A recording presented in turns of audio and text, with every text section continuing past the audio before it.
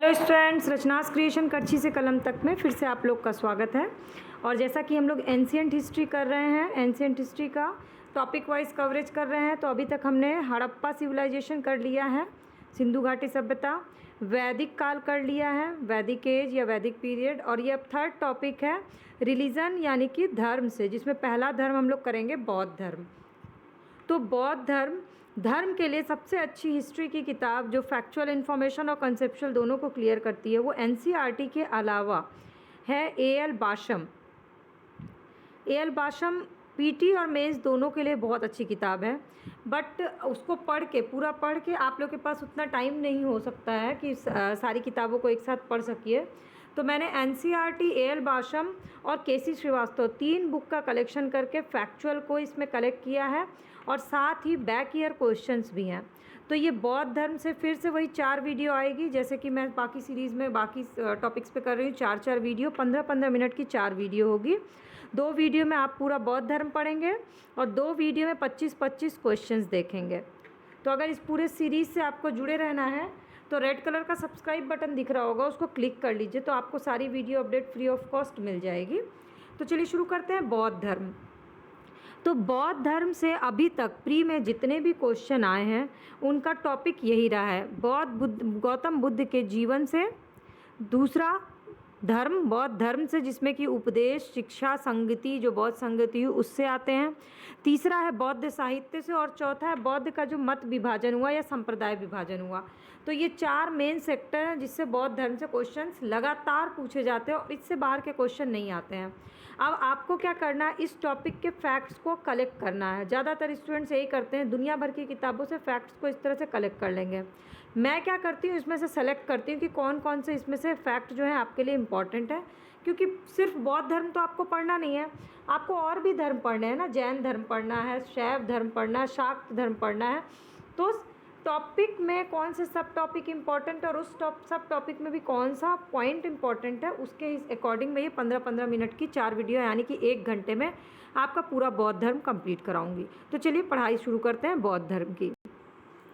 AL Basham में बड़े अच्छी एक लाइन से स्टार्टिंग किया गया है बौद्ध धर्म का, कि जब उपनिषद युग के सिद्धांत को ब्राह्मण प्रणाली में स्थान प्राप्त हो गया, उपनिषद यानी इससे पहले जो हम लोग वैदिक काल पढ़ रहे थे, तो उसी समय 6ठे दशक में, ईसा पूर्व 6ठे शतक के अंत तक और 5वें के प्रारंभ तक गेरुआ वस्त्र धारण करने वाले अनुयायियों का एक संप्रदाय की स्थापना हो गई। तो जो उसे बुद्ध नाम से जानते थे और जिसका अर्थ था प्रकाशमान। तो ये जो धर्म युग शुरू हुआ ना, इसको हम लोग बोल सकते हैं प्रकाशमान युग, ज्ञान का युग था ये धर्म युग। तो धार्मिक जो है वो हम लोग जो शुरू कर रहे हैं बौद्ध धर्म से, वो यही है, इसी के बारे में कहा गया है एएल बाशम में। बहुत अच्छा स्टार्टिंग लाइन दिया गया है एएल बाशम में।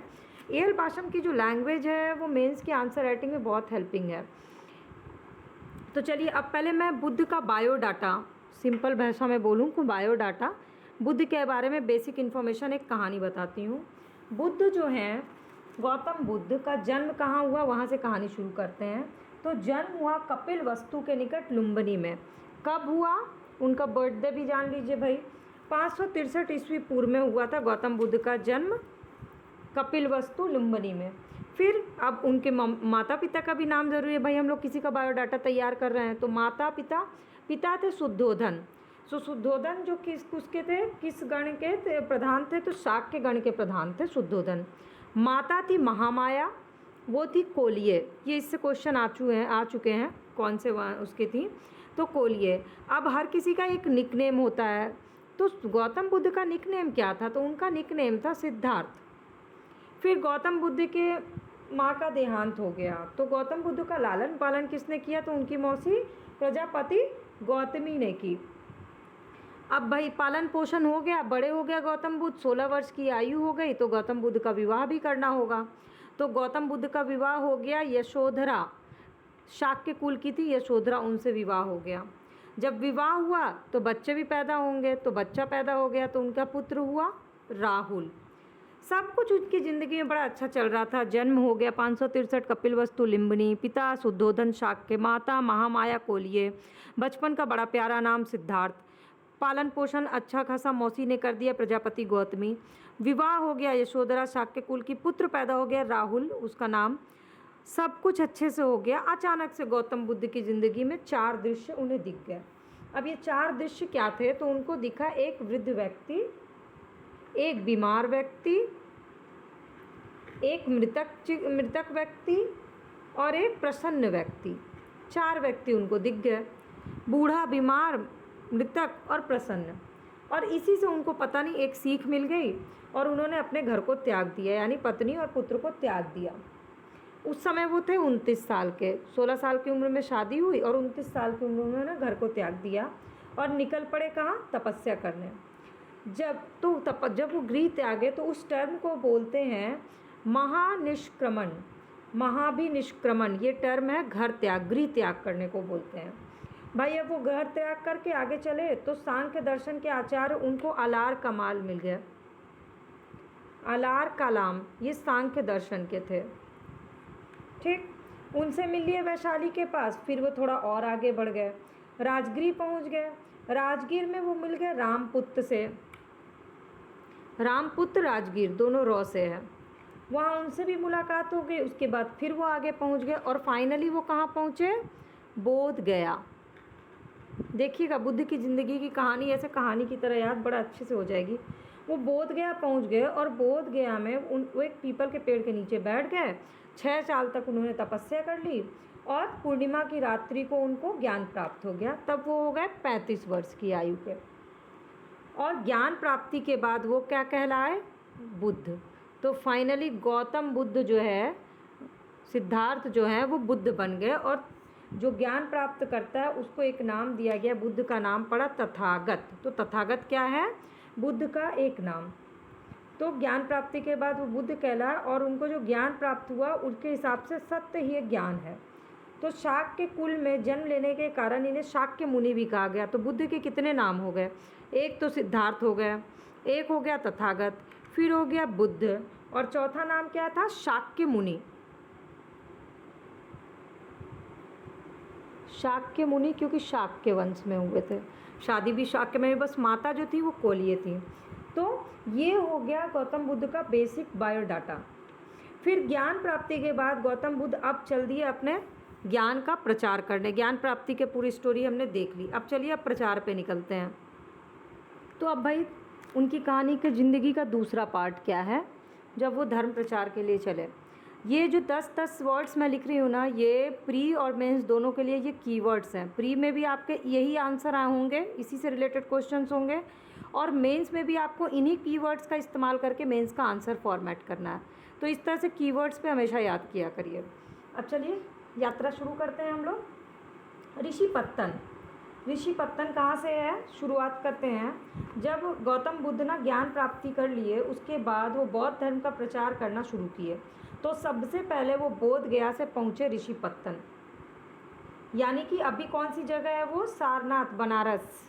ऋषि पत्तन पहुँचे, वहाँ उन्होंने 5 ब्राह्मण सन्यासियों को प्रथम उपदेश दिया और इस प्रथम उपदेश का नाम पड़ा धर्म चक्र प्रवर्तन। तो ऋषि पत्तन से मैं धर्म चक्र प्रवर्तन, धर्म चक्र प्रवर्तन क्या था? प्रथम उपदेश। इसके बाद तीसरा कीवर्ड है कमल, घोड़ा, पीपल और पद्म चिन्ह। भाई जब किसी का जन्म होगा तो पुष्प पे होगा, तो जन्म से संबंधित है कमल। कोई इंसान जब घर छोड़ेगा तो किसी ना किसी सवारी को लेगा, तो घोड़े पे चढ़ के चले गए, गृह त्याग किया। जब ज्ञान प्राप्त करने के लिए तपस्या करेगा तो छाँव चाहिए होगी, तो पीपल का पेड़ हो गया उनके ज्ञान प्राप्ति का धर्म प्रतीक। और पद चिन्ह मतलब जब वो निर्वाण प्राप्त कर लिए तो उनके पद चिन्ह रह गए, ये हो गया निर्वाण। ये 4 है जो मैचिंग में आता है, बौद्ध धर्म के प्रतीक चिन्ह है ये। कमल, जन्म, घोड़ा, गृह त्याग, पीपल, ज्ञान प्राप्ति और पद चिन्ह निर्वाण। तो है ना ये इम्पॉर्टेंट। आप लोग प्लीज़ जो क्वेश्चंस देखते हैं और इम्पॉर्टेंट लगते हैं और आप मेरी वीडियोस देखते हैं, इम्पॉर्टेंट लगता है, इंटरेस्टिंग लगता है, तो प्लीज़ आप लोग कमेंट ज़रूर किया करिए। आप लोग कमेंट या लाइक बटन नहीं प्रेस करते हैं तो मुझे बिल्कुल भी अंदाज़ा नहीं लगता है कि मैंने ये जो वीडियो है मैं सही डायरेक्शन में आप लोग के अकॉर्डिंग बना पा रही हूँ कि नहीं। तो प्लीज़ और कमेंट और लाइक मुझे ज़रूर करें। कुछ ही एक स्टूडेंट्स हैं जो रेगुलर कमेंट और लाइक बताते हैं, ताकि मुझे पता चल जाए कि मैं उन लोगों के लिए यूज़फुल वीडियो बना पा रही हूँ। तो चलिए अब चौथा कीवर्ड है वेलुवन। अब वेलुवन पहुंच ही जाते हैं हम लोग। राजगृह से उन्होंने द्वितीय, तृतीय और चतुर्थ, दूसरा, तीसरा और चौथा वर्षकाल बिता लिया। उसके बाद वो मगध के राजा बिंबिसार ने उनके निवास के लिए वेलुवन नामक महाविहार बनाया। तो वेलुवन किसने बनाया? मगध के शासक ने, बिंबिसार ने। ठीक है, 3 क्वेश्चन इससे हो गए। फिर अब आगे बढ़ गए, राजगृह से चले वो तो बुद्ध लिच्छवी की राजधानी वैशाली पहुंच गए। वैशाली पहुंचे जहां उन्होंने 5वां वर्ष बिताया। फिर लिच्छवियों ने उनके निवास के लिए महावन का प्रसिद्ध कुटाग्रशाला बनवा दिया। तो कुटाग्रशाला किसने बनाया? लिच्छवी ने, वैशाली के लिच्छवी। ठीक, अब वैशाली की प्रसिद्ध नगर वधु जो थी आम्रपाली, उनकी शिष्या बन गई और भिक्षु संघ में निवास के लिए उनको रहना था। तो गौतम बुद्ध की ज़िंदगी में उनका जो ये 8वां वर्ष था तब ज्ञान प्राप्ति का बहुत इम्पोर्टेंट था, क्योंकि अपनी जो उनकी मौसी थी उन्हीं के कहने पर गौतम बुद्ध ने महिलाओं को संघ में प्रवेश करने की अनुमति दे दी, यही 8वें वर्ष, इसलिए 8वां वर्ष हो गया इम्पॉर्टेंट।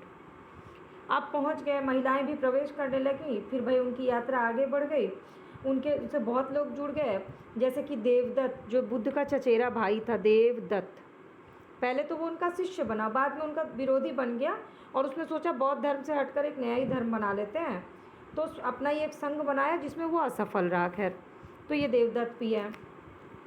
फिर बौद्ध धर्म अब भाई मगध हो गया, लिच्छवी हो गया, अब पहुंचा कौशल।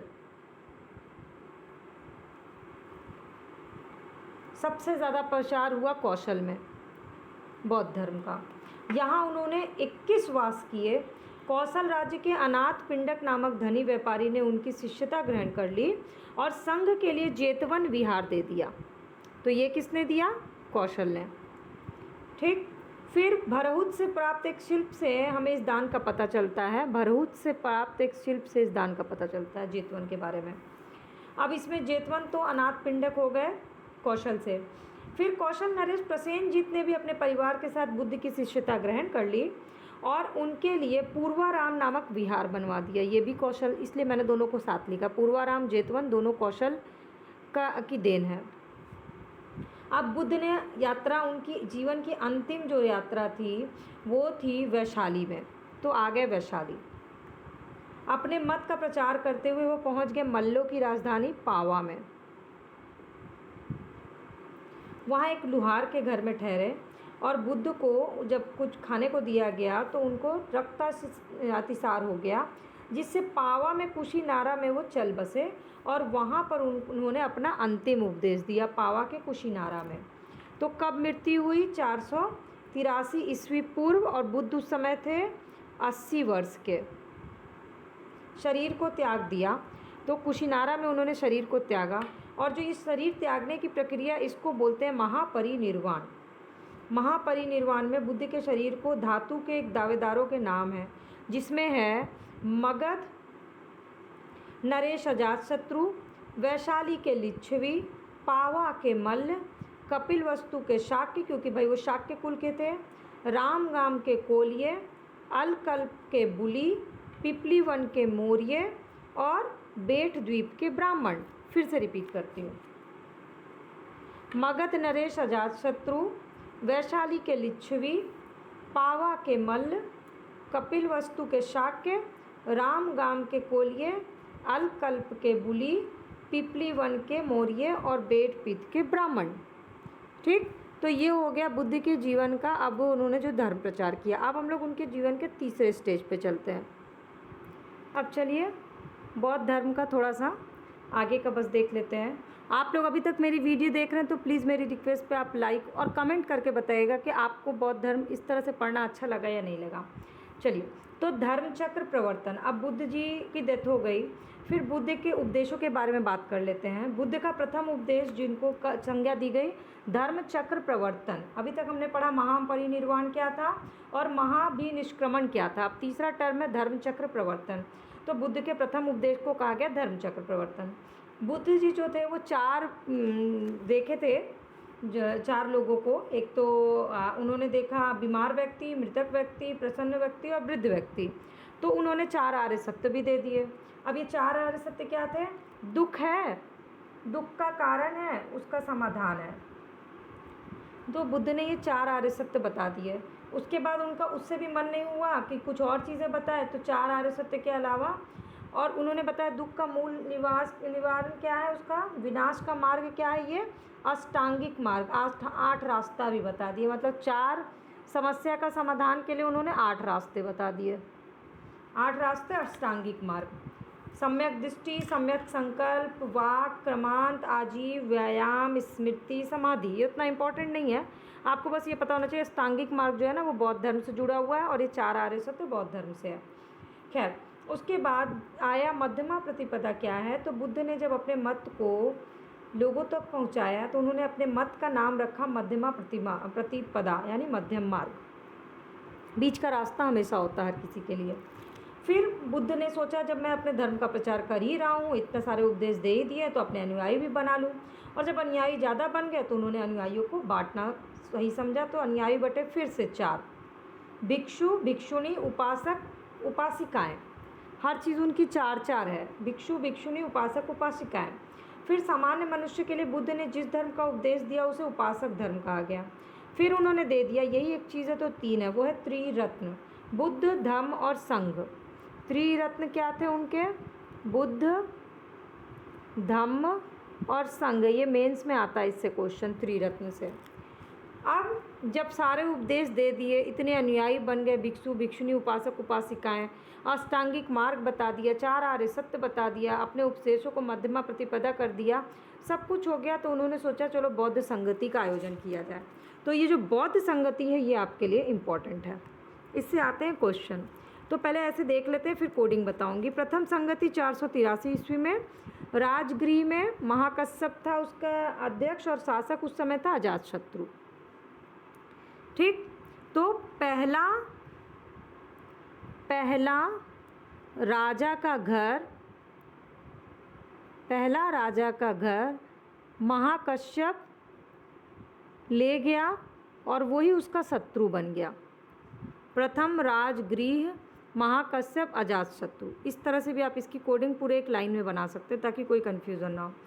दूसरा, वैशाली को दूसरे 2 लड़के पसंद थे, एक कामी था और एक काला था, यानी कि ये दूसरा है अधिवेशन। वैशाली को 2 लड़के पसंद थे, एक कामी था और एक काला था।